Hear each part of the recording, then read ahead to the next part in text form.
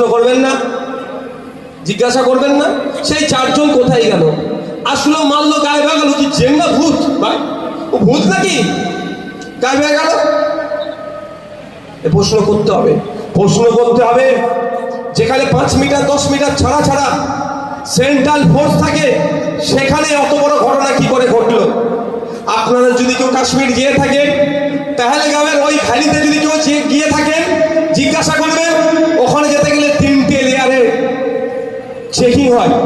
ঘোড়ায় চড়ে যখন উঠছেন তখন চেক করেন, টিকিট কেটে ঢোকার আগে ঢুকবেন ওই সময় চেক হয়, আর ভিতরে ঘুরছেন যখন তখন এসে আপনাকে ফোর্স জিজ্ঞাসা করে কাহা সে আয়ে, আইডি কার্ড দেখাও করে। তাহলে ওখানে বলুন এই ঘটনা ঘটে গেল, কেমন আমাদেরকে একটু গোল গোল লাগছে না? আমাদের প্রশ্ন এখানে, তাহলে ইন্টেলিজেন্স ফেলিওর হয়েছে, তাই তো? ইন্টেলিজেন্স ফেলিওর হয়েছে, তাহলে এই ফেলটা কেন হলো? দায়টা কাকে নিতে হবে? সরকারকে নিতে হবে।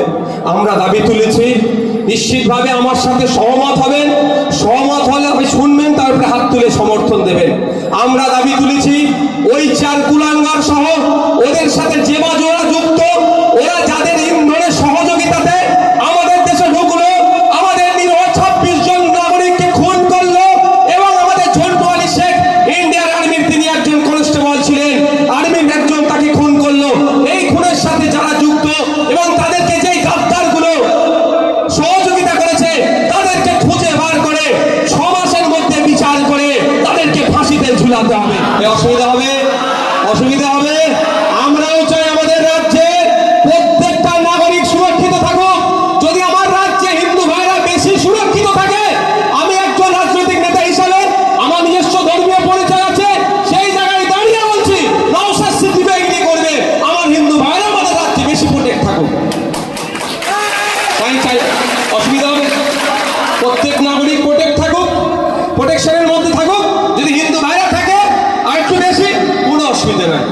কিন্তু প্রশ্ন আমার এখানে, হিন্দু হিন্দু ভাই ভাই, ভোট মিটলে বলবা, বলা যাবে না কথাটা, না?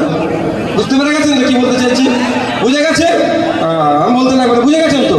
ঠিক হচ্ছে, ওরা ভাবে উত্তরপ্রদেশে হিন্দু হিন্দু ভাই ভাই, আর ভোট মিলে গেছে দলিতকে ধরে ওর তালে তালে মিলিয়ে হলে মা, বুঝতে পারছেন? ভোটের সময় হিন্দু হিন্দু ভাই ভাই ছিল, এটা মাথায় রাখবেন।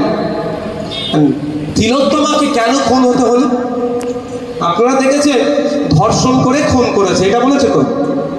আমি হিন্দু হিন্দু ভাই ভাই প্রসঙ্গটা আনলাম এই জন্যই, আমরা ধর্ম নিয়ে ভাবি না, প্রতিবাদ আমরা করি, তিলোত্তমার জন্য প্রতিবাদ করি, আজকেও প্রতিবাদ হচ্ছে, তাই না? আমরা প্রচুর র্যালি করেছি, অনেক প্রতিবাদ সভাও করেছি, কলকাতাতেও করেছি, তার বাড়িতে গিয়েছি। কিন্তু তিলোত্তমার ধর্মীয় পরিচয়টা কি ভাই বলুন? মুসলমান কি? শুভেন্দু অধিকারী যাদেরকে ভাই ভাই করছে তার মধ্যে পড়ে। তাহলে সিবিআই মামলাটা দেখছিল, তার আগে আসা যায় ছোট্ট করে বলি কেন খুন হতে হলো। তিলোত্তমাকে খুন হতে হয়েছে আপনার জন্য, আপনাদের জন্য বলে রাখছি। তিলোত্তমাকে খুন হতে হয়েছে আমাদের জন্য, এটা মাথায় রাখবেন। ওই যে হতে চাইছে কারা? রাজনৈতিক কারবারিরা। আমি আপনাদের অন্য বিষয়ে চলে যাচ্ছি, কিন্তু প্রসঙ্গ যখন এসে গেছে আমি বলছি। আচ্ছা, এখানে আপনারা বলুন, একজন এমএলএর মাইনে কত জানেন আপনারা? কতজন জানেন একটু হাত তুলুন তো। এমএলএর মাইনে কত জানেন? আচ্ছা, যারা জানেন না তারা একটু হাত তুলুন তো। যারা জানেন না হাত তুলুন, হাত তুলুন। পেছনের লোকগুলো যারা আছে জানেন? তাহলে আমাদের না জানার সংখ্যা বেশি। এমএলএ মাইনে হচ্ছে 1 লক্ষ, সব মিলিয়ে 1,21,820 টাকা মতো। কত? 1,21,820 টাকা। একটা এমএলএ এক মাসে মোবাইল খরচ করার জন্য কত টাকা পাই জানেন? 5,000 টাকা। 5,000 টাকা 1 বছরে রিচার্জ হয়ে যায়, তাই না? এত দোকানদার দিক বলে দিতে পারবে। আগে ছিল 999 লাইফ টাইম, আস্তে আস্তে উঠে যাচ্ছে। বুঝতে পারছেন? এইসব 25-20 এই ধরনের অনেক গল্প শোনাচ্ছে। গ্রুপ আর কি plan A B C D X Y Z পর্যন্ত আছে এদের কাছে। কিন্তু এত প্ল্যানেরও দরকার নেই, এত ডিস্টার্বেরও চিন্তিত হওয়ার দরকার নেই। শুধু দরকার কি, কজনকে অবৈধ পন্থা অবলম্বন করে চাকরি দিয়েছে তাদের লিস্ট বার করে দিক, তাদেরকে বাতিল করে দিক। রিভিউ পিটিশনে গিয়েছে, ওর সাথে শুধু অ্যাটাচ করে দিই যে এতজনকে আমরা অবৈধ পন্থা অবলম্বন করে চাকরি দিয়েছি, এদেরকে আমরা বাদ দিয়ে দিলাম, কাজ তাহলে বৈধগুলো চাকরি পেয়ে গেল। কিন্তু এটা না করে কি করছে, হই হই করছে আর মানুষকে পাবলিককে বোকা বানাচ্ছে। আর একটা কথা বলছি, এরা কোনোদিন লিস্ট বার করবে না, বার করলে এদের দলের নেতাদের পিঠে আর চামড়া থাকবে না। তাদের কোন নেতাগুলো, যারা টাকা নিয়ে চাকরি বিক্রি করছে। আমি আপনাদের বলি কিভাবে বিক্রি হয়েছে। একটা চাকরি হয়তো 15 লাখ টাকায় বিক্রি হচ্ছে। আপনার এই বাসন্তীর কেউ তো টাকাটা এঘাট ওখান ধরতে ধরতে কলকাতার ঘাটে গিয়েছে, এ হয়তো খুব বেশি হলে 1 লাখ টাকা রেখেছিল, বাকি 14 লাখ টাকা কোথায়? কলকাতার ঘাটে।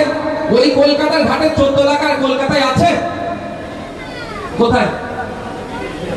ইউক্রেন চলে গেছে, রাশিয়া চলে গেছে, জার্মানি চলে গেছে, আবু ধাবিতে চলে গিয়েছে, দুবাই চলে গিয়েছে। দুবাই কোথায় পৌঁছাচ্ছে? 8,000 কোটি টাকা কার কাছে আছে?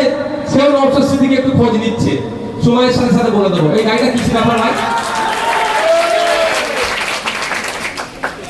ওটা এটা কি ওইদিকে যে রাস্তা আছে নাকি? আচ্ছা আচ্ছা আচ্ছা, চলে যাচ্ছে, ঠিক আছে। কি বলছি বুঝতে পেরেছে? তো চলে গিয়েছে। এবার যদি এখন বাতিল করে দেয়, যাদের বাতিল হয়ে যাবে তারা কি সকালবেলা উঠে যার হাতে 15 লাখ টাকা দিয়েছিল তার বাড়ি পৌঁছাবে, এই ভাই আমার চাকরি নেই, 15 লাখ টাকা ফেরত দে।